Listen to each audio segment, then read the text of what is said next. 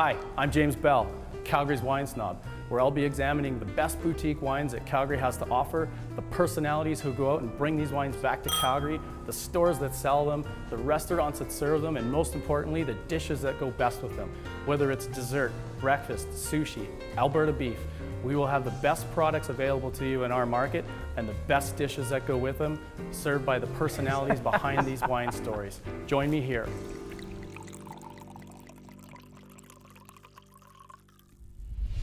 I'm here at the Cellar Wine Store on Stephen Avenue. I'm with Mike Cozak, General Manager of the store. Mike, tell me a little bit about your wine program. Well, the Cellar Wine Store is one of Calgary's preeminent boutique wine shops. We carry over 1,200 different wines, several of which are some very small production dessert wines. We've got 3 wines, 3 desserts coming today. Let's get to tasting. Really excited about our first dish here at the Cellar Wine Store. It's summertime. Summer to me means light and fluffy. Mike, take us through this first dessert. Our first dessert is a lemon tart from Tribb's Steakhouse on Stephen Avenue. It's served with a meringue and a raspberry and lemon curd coulis. And I'm really excited about the pairing that you've selected here. This is a wine from, I believe, Quebec or Eastern Canada, made from apples. Tell me a little bit about the pairing and why you chose this. So the Pinnacle Ice Sparkling Cider is made with 7 different varietals of apple, and it generally takes 70 apples to make 1 bottle. Just like ice wine, the apples are crushed while frozen.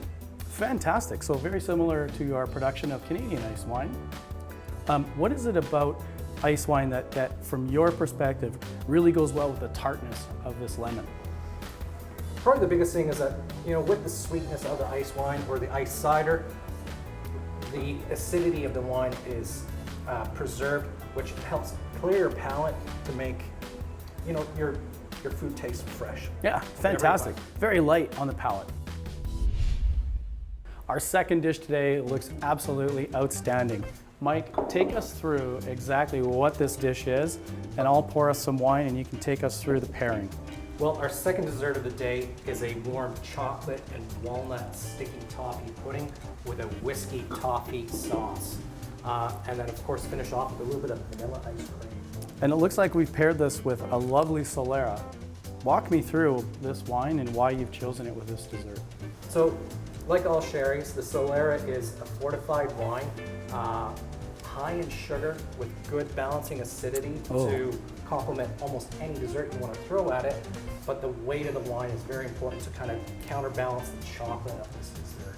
And 1927, does that mean that the wine is that old, or does that mean that because it's a Solera, that's the oldest wine in the bottle? Can you talk us through what Solera means? So Solera is all about fractional blending. So there's a very small fraction of wine from 1927, and then of course it's averaged out with all the younger wines that have been blended into for the bottle. Fantastic pairing. Let's get to the number 3 dish today. Our third pairing today, this looks like art on a plate. Really excited about this, Mike. Take us through what you've selected. So for Murrieta's Calgary, we have a chocolate flourless cake served with vanilla semi-freddo, seasonal fruit, and a light caramel sauce. Fantastic. From the wine cellar of the Wine Snob, we have Daddy Longlegs, extremely rare tawny from Australia. What do you know about this wine, Mike? I've actually, unfortunately, never seen this wine before on the market. Very difficult to procure. There were 20 barrels of Grenache that were once discovered in a shed at the Darrenberg Winery in McLaren Vale, Australia. They've turned this into an extremely rare tawny port. What do we think of this wine with chocolate? I think this is a fantastic pairing. Great kind of nutty and prune notes to this wine. I think would make a great pairing for this particular dessert. There's nothing wrong with this wine.